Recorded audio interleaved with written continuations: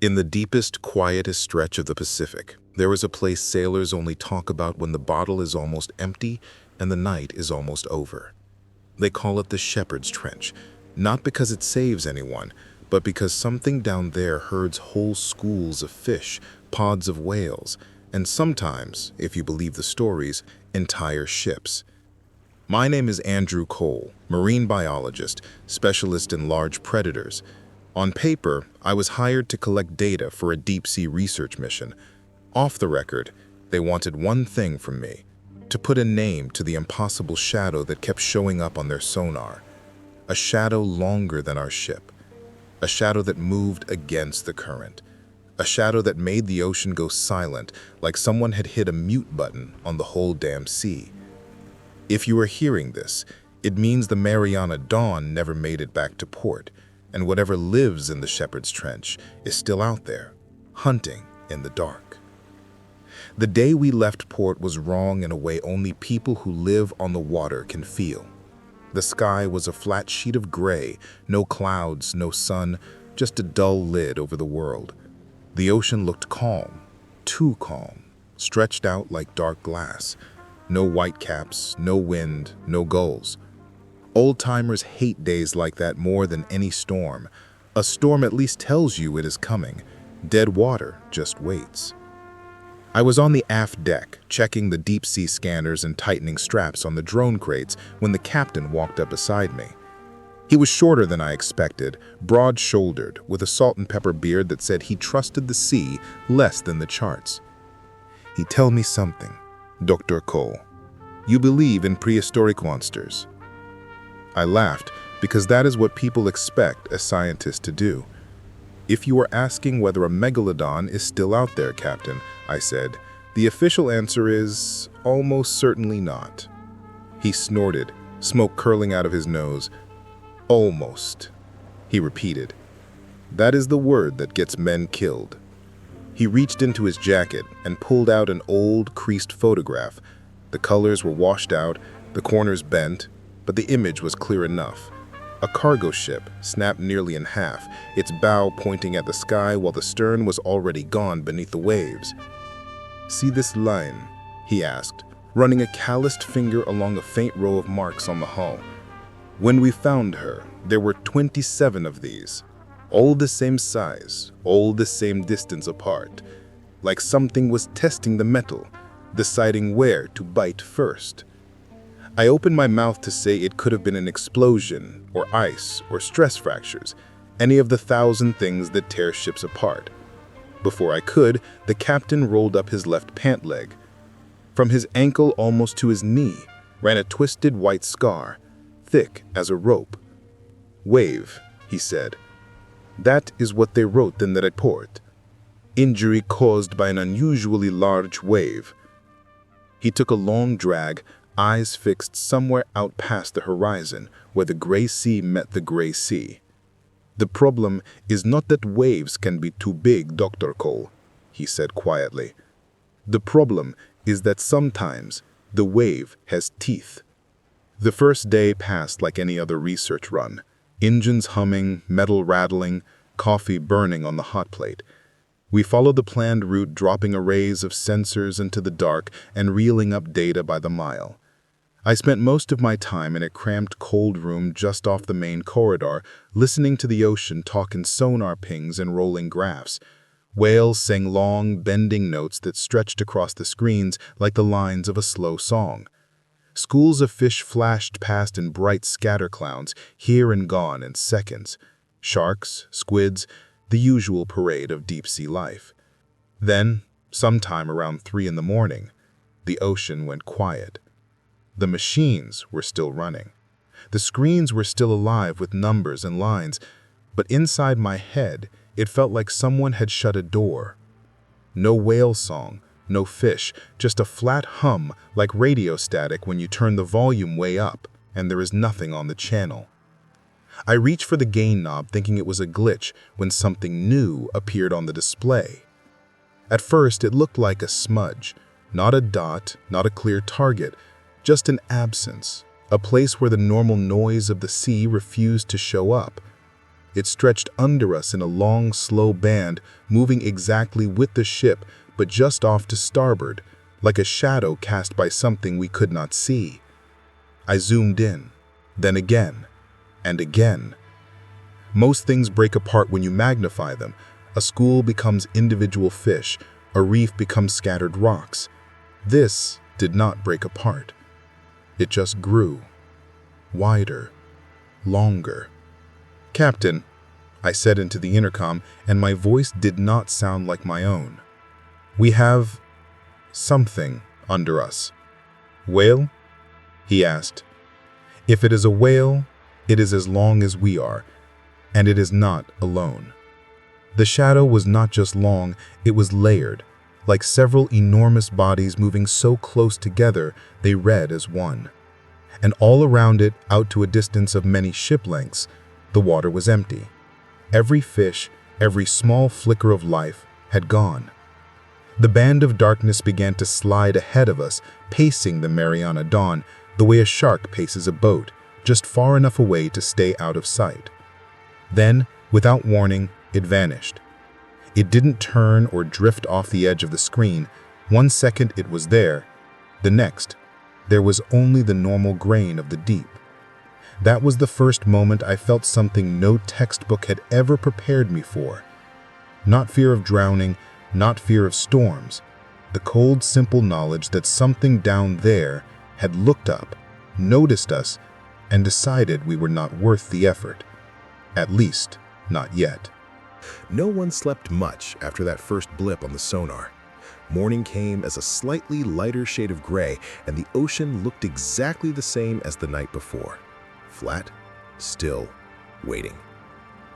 By 8, we were back over the same coordinates. The shadow did not show up again, but the silence did. For a stretch of several miles, the sea was empty. No whales, no schools, just the faint hiss of water itself, like we were listening to an empty room. That was when Command on the mainland sent their message. Short, polite, full of money. Deploy visual reconnaissance. In plain English, send a camera down there and get us a picture of whatever our instruments are too scared to describe. We prepped the first drone on the aft deck. A glossy white cylinder the size of a small car, bristling with lights and cameras and thrusters. On paper, it was rated for absurd depths. On paper, a lot of things survived the ocean. The tech team moved around it like a pit crew. Cables, status checks, last-second updates pushed from some office 1,000 miles inland by people who believed pressure was just a number on a screen. I stood by the control station, headset on, heart beating a little too fast for a man who kept telling everyone this was just an oversized shark. "Depth target?" the captain asked, leaning over my shoulder. I said 1/3 of the trench. Deep enough to see big game, shallow enough that we can still reel it back if something goes wrong. He made a noise that could have been agreement or could have been pure doubt. "Something already went wrong, Dr. Cole," he said. "You just have not named it yet." The winch rattled to life and the drone slid over the side, vanishing into the dull, oily gray of the surface. For a moment, the cable hummed above the water like a taut violin string. Then it slipped under, and the sea swallowed our toy whole. On my monitor, the world turned from color to shadow. First, murky blue, then smoky green, then a kind of heavy, suffocating black that ate the edges of the frame. Floodlights pushed out a cone of pale white, full of drifting snow, plankton, debris, tiny lives knocked around by our passing. Meters ticked down in a calm, robotic voice in my ear. Depth, 1,000 feet. Depth, 3,000 feet. Depth, 5,000 feet. The deeper we went, the quieter the ship became. Engines still roared, metal still groaned, but all of it sounded far away, as if we were the ones sinking and leaving the surface behind. I watched the sonar overlay on the corner of the screen. Nothing. Just the gentle curve of the trench wall and a few scattered echoes from drifting junk. Then slowly, the trench opened up. The seafloor dropped away into a dark, yawning void. The cone of light hung over nothing, like a street lamp over an unpaved road that never got finished. "Welcome to the Shepherd's Trench," I muttered, more to myself than to anyone else. "Say that a little louder, Doc," came a voice over the comms. It was Riley, one of the younger techs. "Too many tattoos, not enough fear. I want to make sure whatever is down there knows our exact coordinates. Focus on the readouts, Riley. If you see anything bigger than this drone, you yell before you start making jokes." It happened slowly enough that I could have pretended I was imagining it.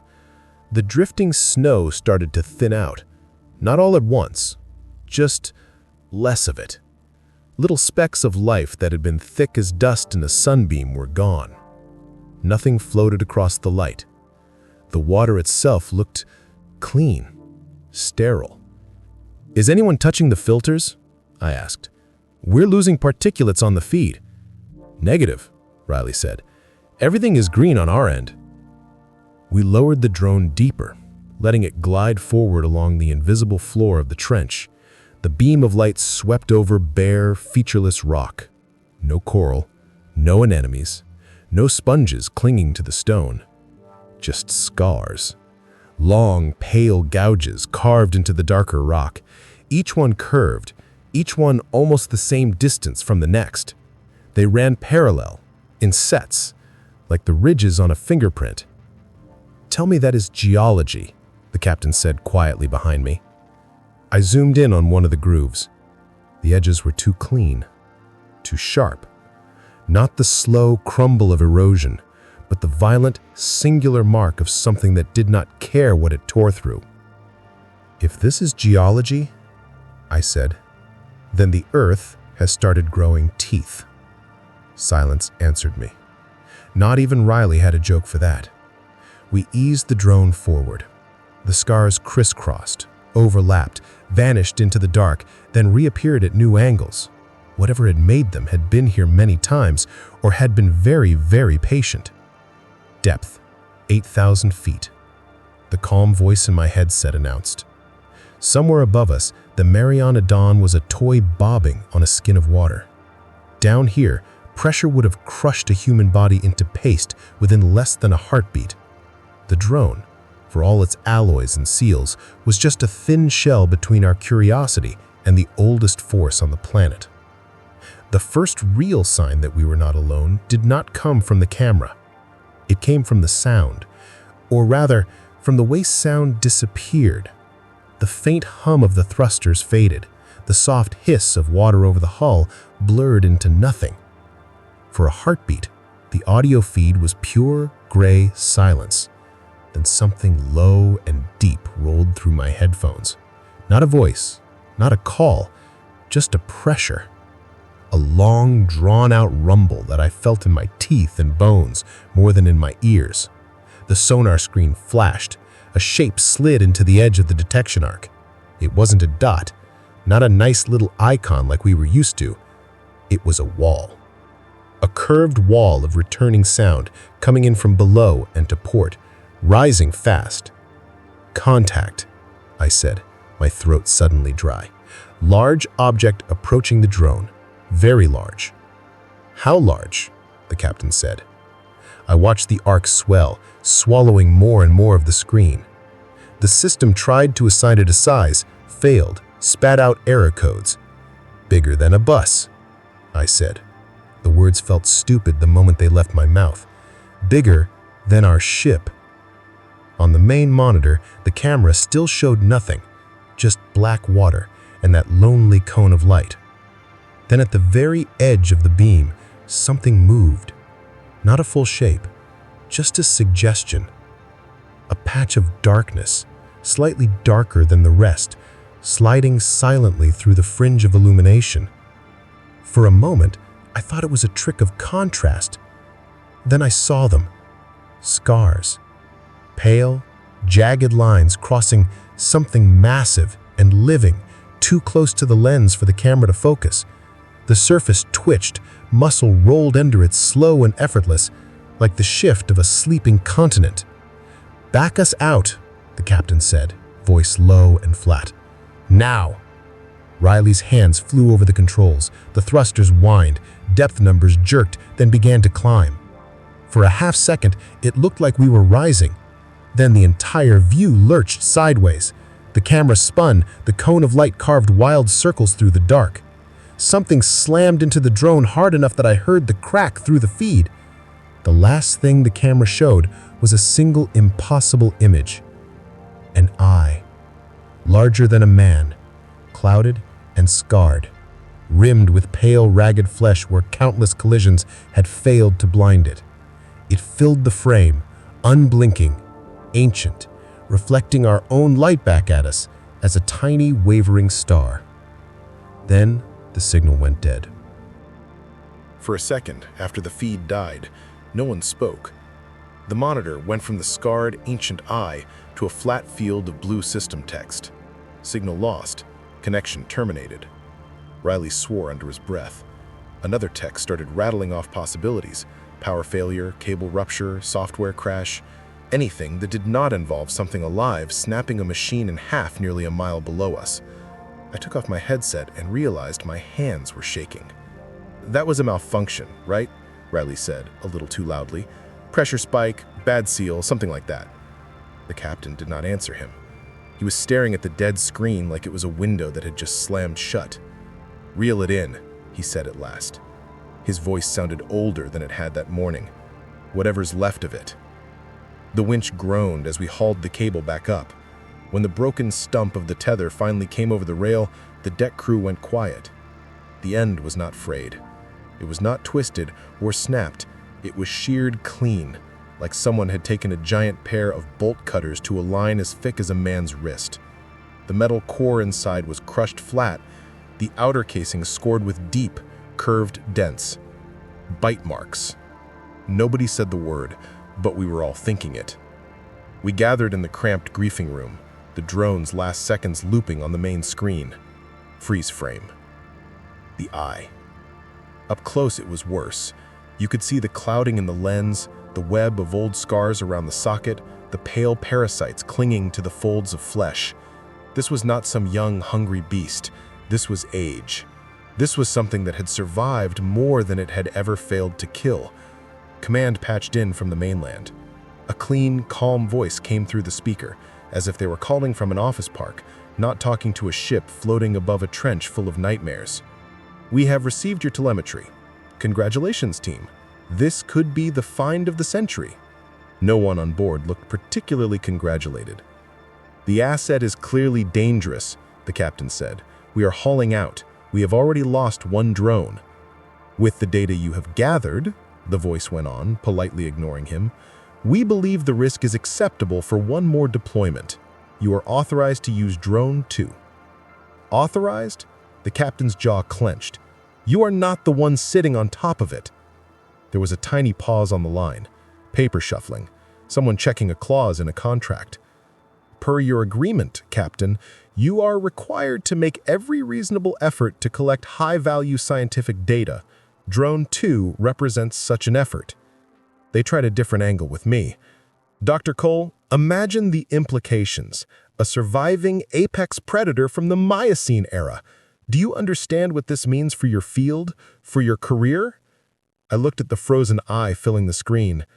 "I understand that thing ate steel like it was cartilage, and it did not even look interested."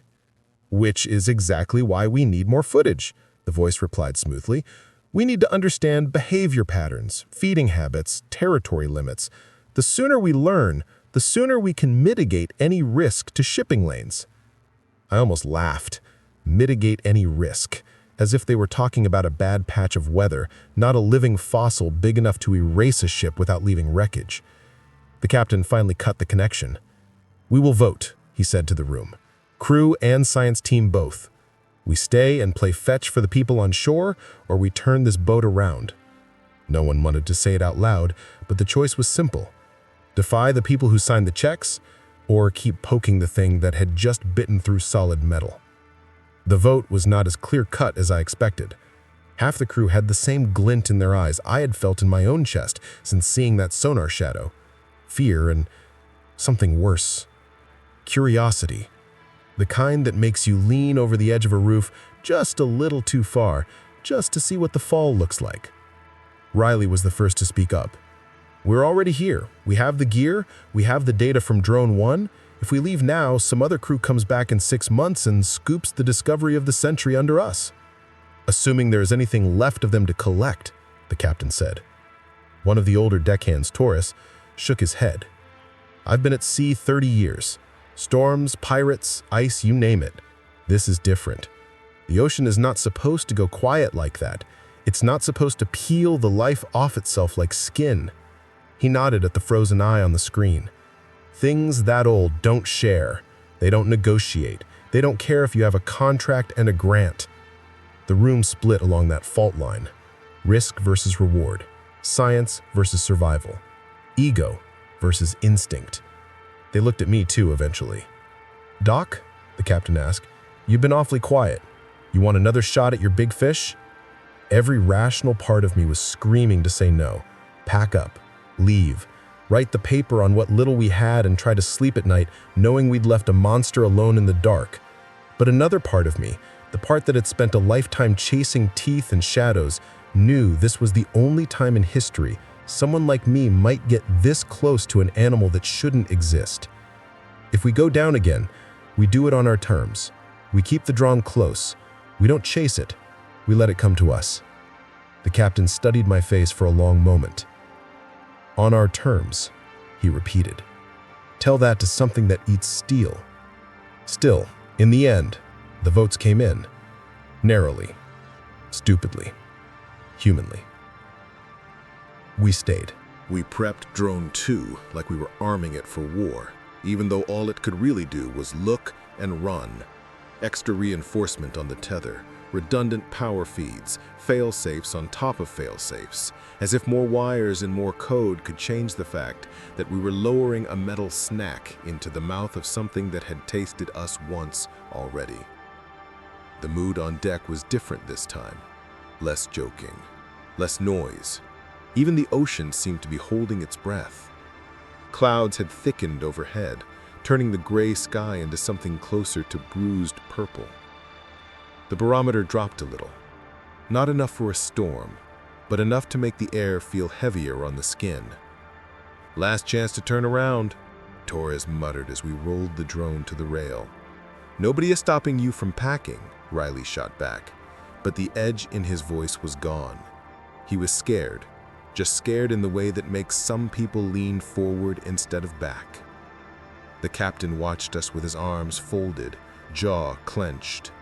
"Same drop zone," he said, "but this time we cut the depth by half. We do not chase scars along the bottom. We lower in, take a look, and we get the hell out." "Fine by me," I said. "I'm not interested in an up-close dental exam this round." The winch whined.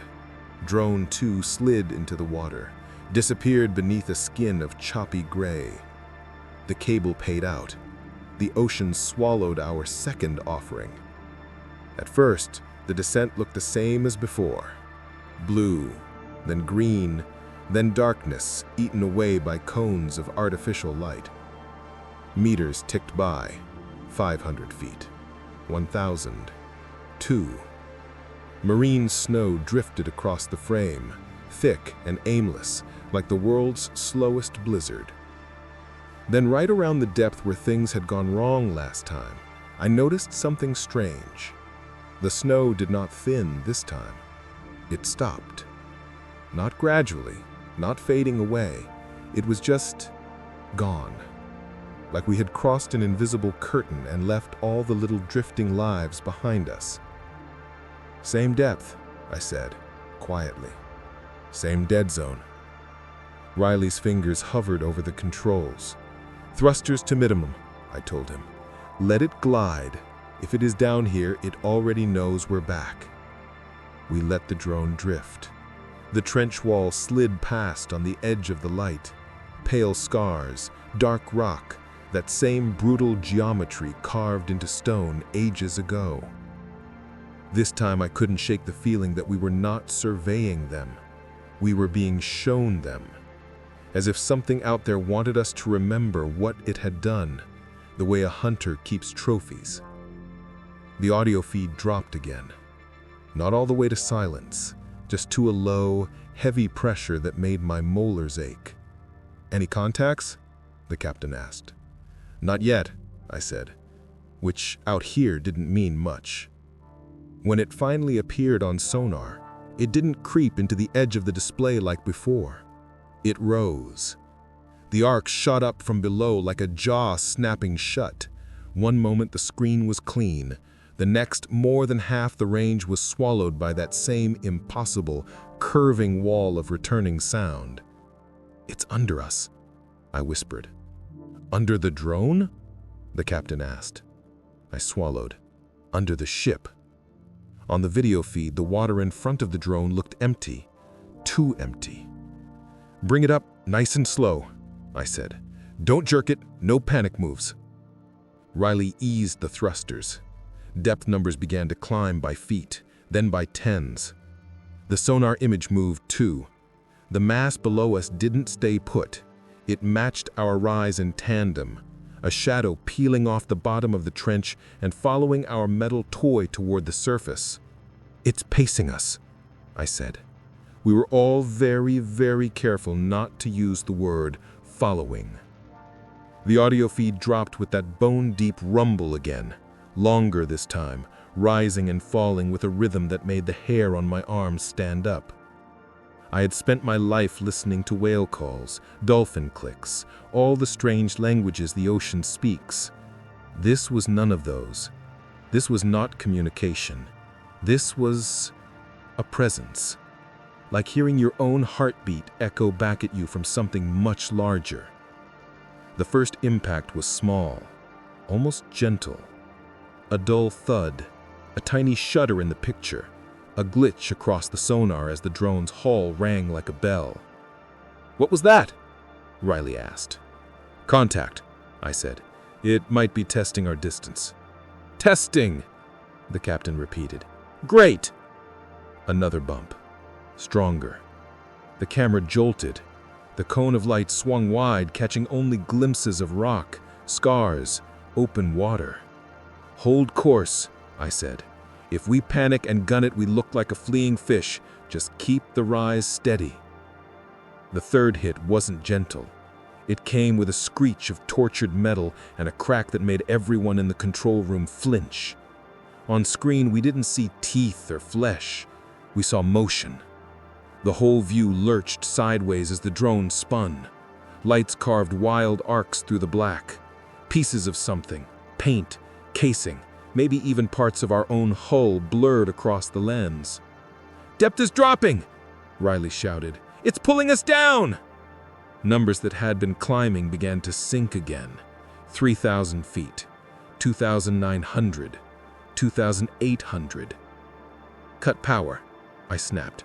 "Dead weight is harder to grab, let it fall, and then we pull." We killed the thrusters. For one terrifying heartbeat, nothing changed. Then, the tension on the tether shifted. The cable went slack for a split second, then snapped taut again as the winch caught up, hauling hard.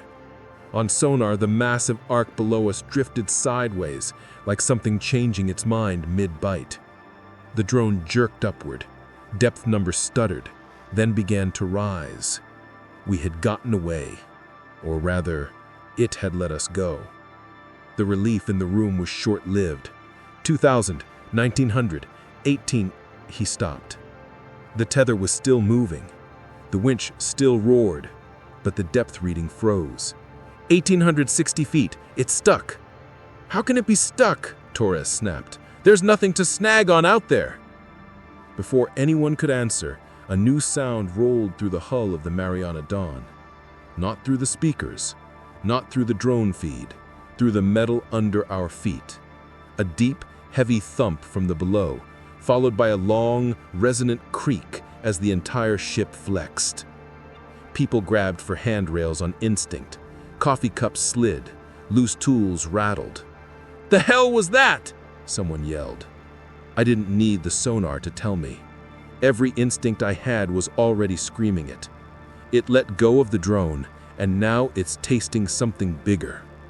Another thump. Stronger. The deck shivered.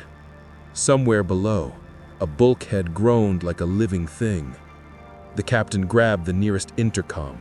"All hands, secure stations. This is not a drill. Repeat, this is not a drill." The ocean around us still looked calm. No towering wave, no whirlpool, nothing dramatic to point a finger at later. The surface barely rippled. The sky stayed that same dead purple gray. From the outside, we were just another ship on just another quiet patch of ocean. Only the sounds inside the hull gave it away. The low, intermittent booms from the deep. The answering groans of steel, like a house settling on a foundation that had just started to crack. Somewhere below, close enough now that the sonar screen was almost useless, something vast was moving. Not circling, not drifting. Lining us up. The first real hit came from directly below. There was no warning on the sonar. No neat little arc, no rising curve, just a sound, like someone had slammed a wrecking ball into the bottom of the ship. The floor jumped under my boots. The lights flickered. Somewhere forward, metal shrieked, a long, tearing note that cut straight through bone. "Impact on the keel," someone yelled over the intercom. "We have flex in frames 3 through 7. Water did not rush in. There was no dramatic geyser bursting through the floor. That would have almost been a relief. Instead, the Mariana Dawn groaned. Slowly, deeply, like something was pushing up on her belly, testing how far she could bend before she broke. Another hit, higher this time. The deck lurched. People stumbled, grabbed at screens and rails. A toolbox slid across the floor and slammed into the bulkhead. On the monitors, the drone feed, what little telemetry we still had from the tether, went wild. Readings spiked and dipped, pressure numbers flickering like a heartbeat gone out of rhythm. "Kill the winch," the captain shouted over the intercom. "Let it go if you have to. Just keep the line from snapping us in half." The winch screeched as it braked. The cable whipped, humming like a plucked string, then went slack. For a moment, everything was motion and noise and confusion. Then the ship rolled. Not the gentle sway of waves, not the slow tilt of swell. A hard, deliberate lean, as if something under us had put a shoulder against the hull and shoved. The world tilted 15 degrees to port. Coffee, tools, papers, people, all slid in the same direction. I slammed into the side of the console, catching myself on the edge. "Stabilizers are fighting it," someone on the bridge called. "She is trying to roll us over." "How?" Riley gasped. "There's barely any surface swell." "Because it is not the surface doing it," I snapped. Another shove, the opposite way. The ship rocked back, overshot, rolled to starboard. The sound of straining metal filled the air, that awful grinding moan of a structure being asked to do something it was never designed to survive.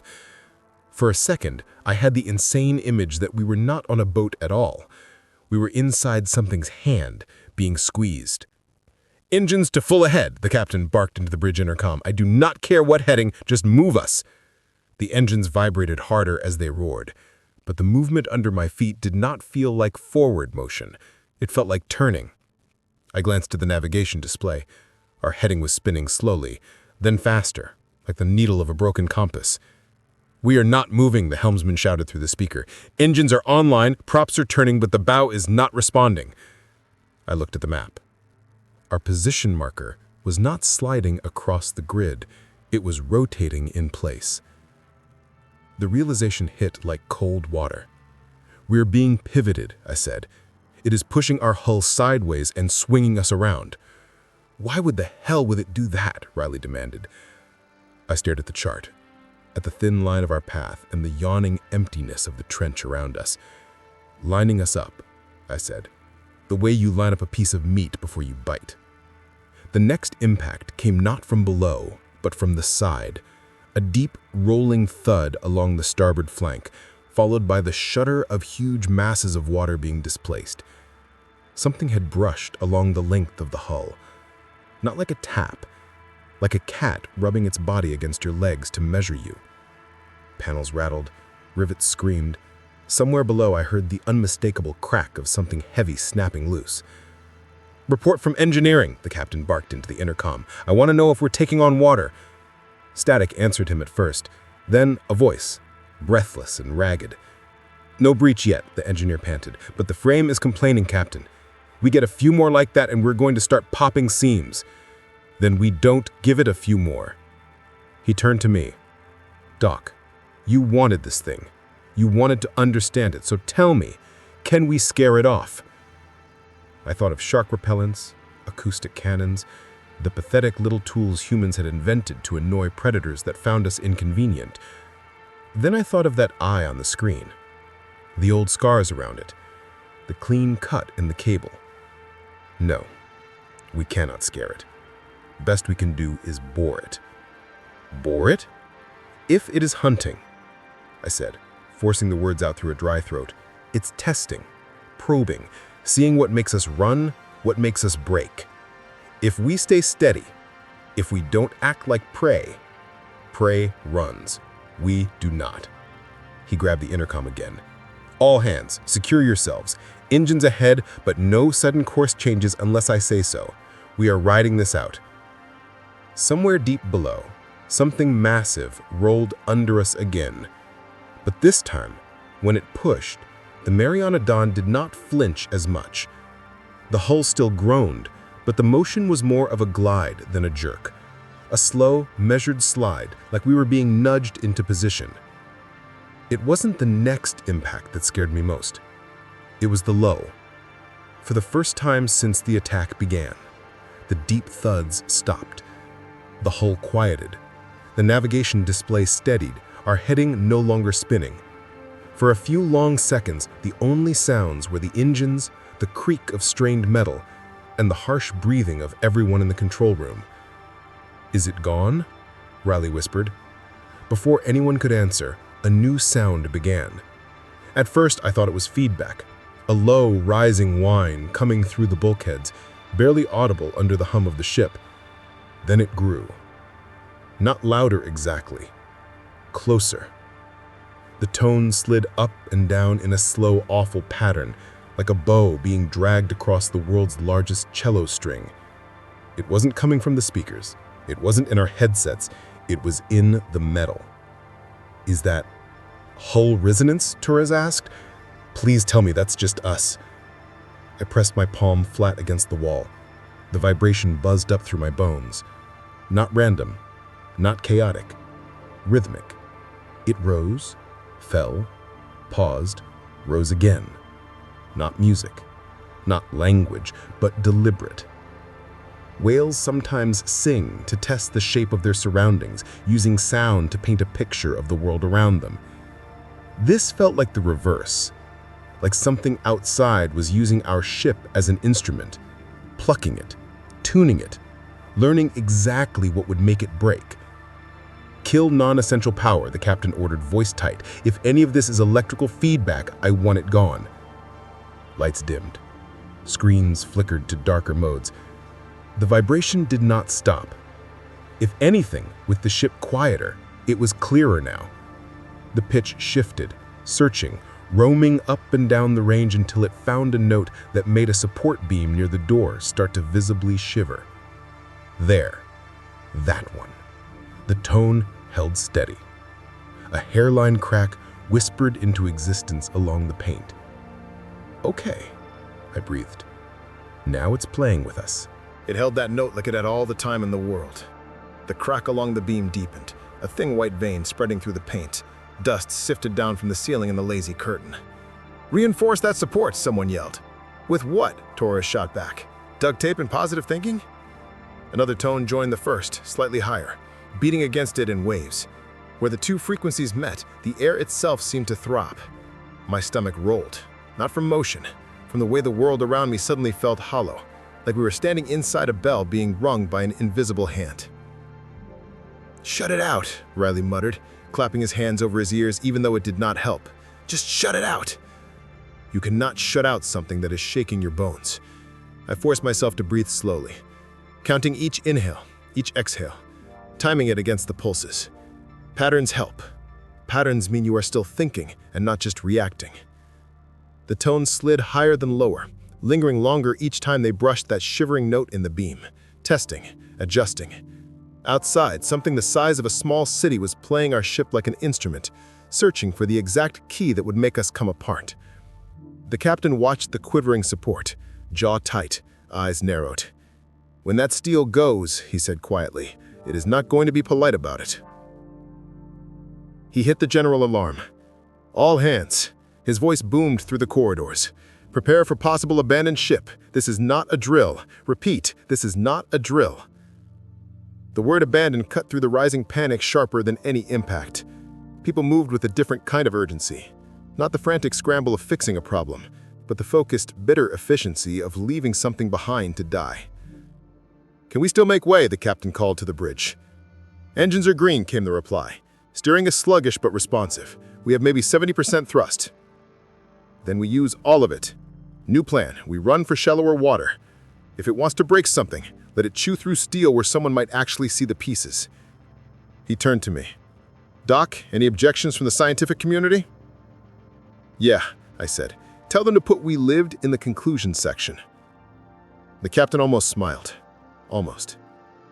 "Riley, Torres, you two help engineer and keep us in one piece. Cole, you stay here and watch that thing. If it decides to come up with us, I want to know before it bites the props off."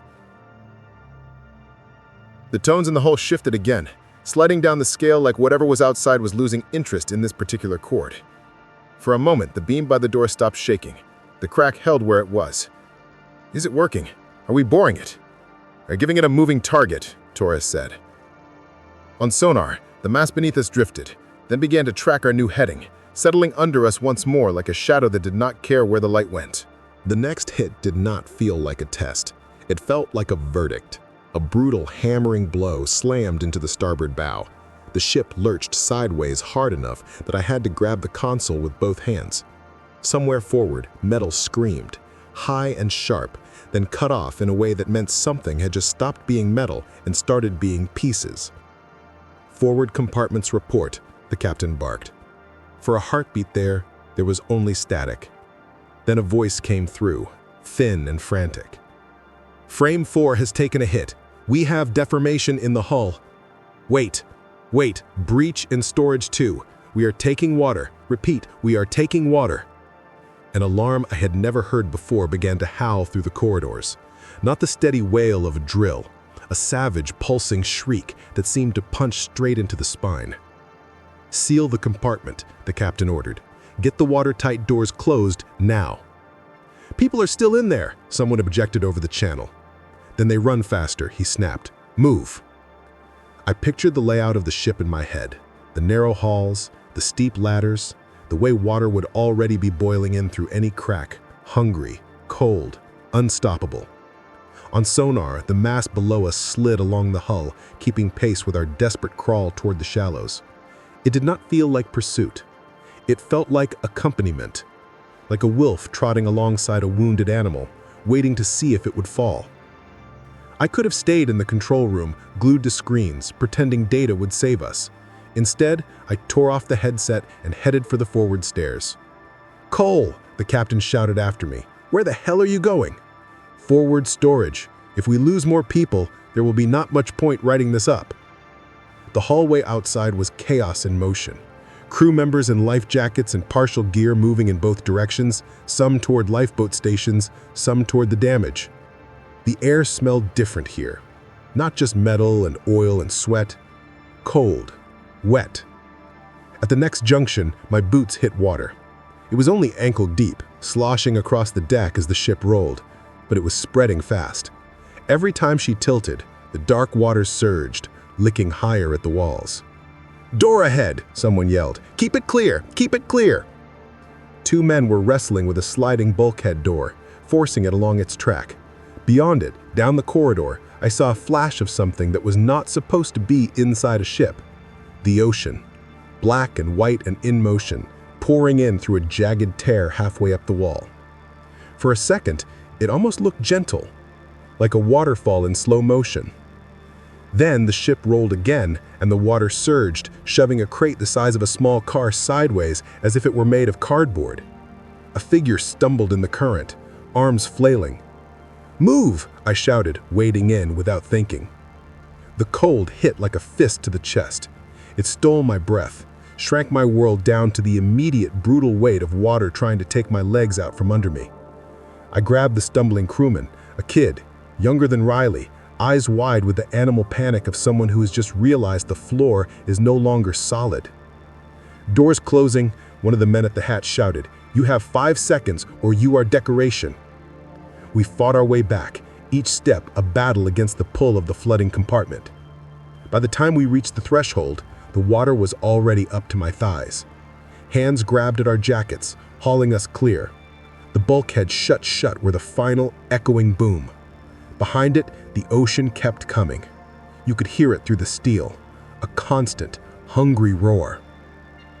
"That is one compartment written off," Torres panted. "Keep enough of those between us and the water and we might float long enough to regret this." By the time I made it back to the control room, the situation had gone from bad to complicated.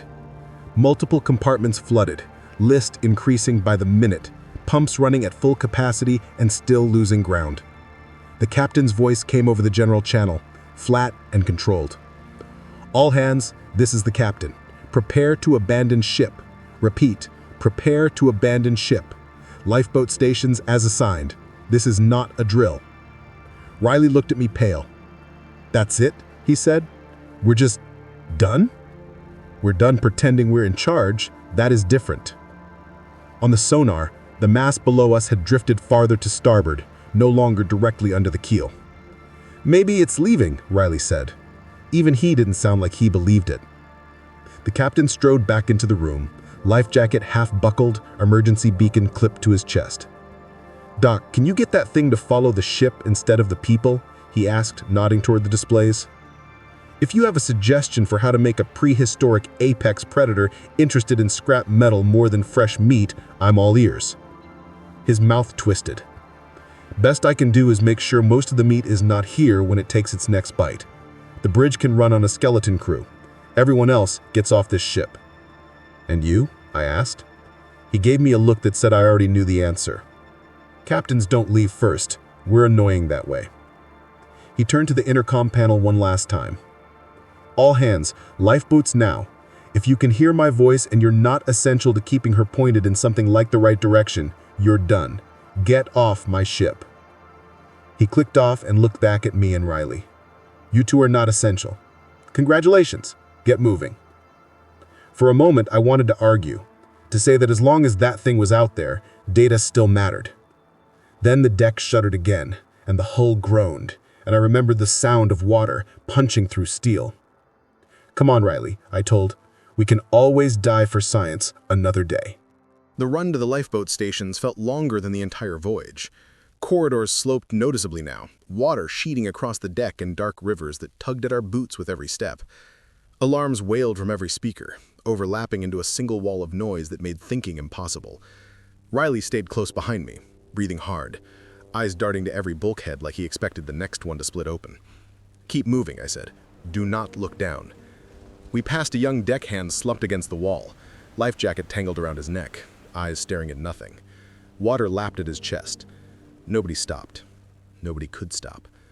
At Lifeboat Station 3, the davits were already swinging. 2 orange boats bobbed in their cables, halfway to the water, crewmen shouting instructions over the wind that had finally picked up. Torres waved us over from the next station. "Cole, over here. Number 4 is clear." We scrambled across the tilting deck, grabbing handholds as the ship rolled again. The rail was slick with spray and oil. Below us, the ocean churned black, white caps foaming around the hull like hungry mouths. I tried not to look for shapes in the waves. Torres helped Riley into the boat first, then turned to give me a hand. One foot in the boat, other foot still on the ship. When I say go, you go. The davit groaned as it swung us out over empty air, 30 feet down, maybe more. The ship listed harder, and our boat slammed against the side with a craft that made all 3 of us flinch.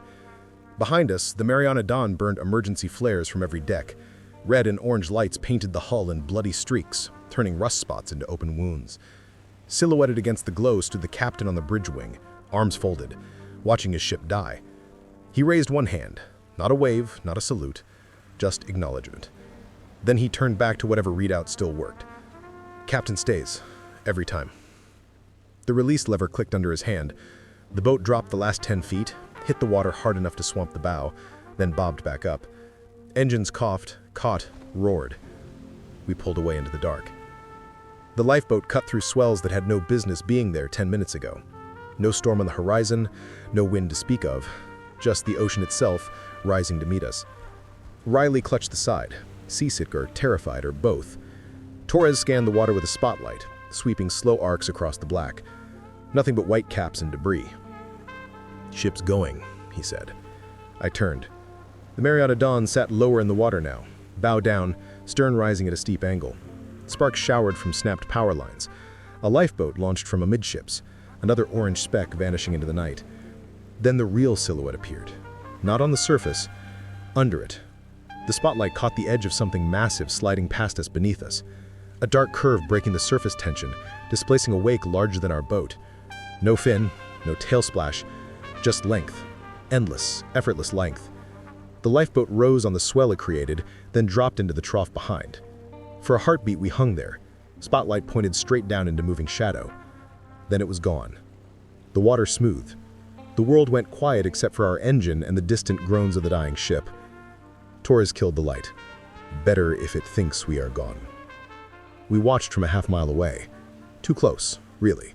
But nobody suggested putting more distance between us and whatever was down there. The Mariana Dawn gave one final convulsive shudder. Her stern lights blinked, flickered, died. Bow lights followed a second later. Then she slid under, not in a rush of foam and thunder, but with a slow, inevitable grace, like a tired animal finally lying down. The sea closed over her without a ripple. No oil slick, no debris field, no trace. Except for the spotlights from the few lifeboats that made it out, bobbing like fireflies on an empty ocean. Riley let out a shaky breath. "That is it? That is all?" Torres shook his head. "That is never all." Far off a new sound began. Not the ship, not the boats.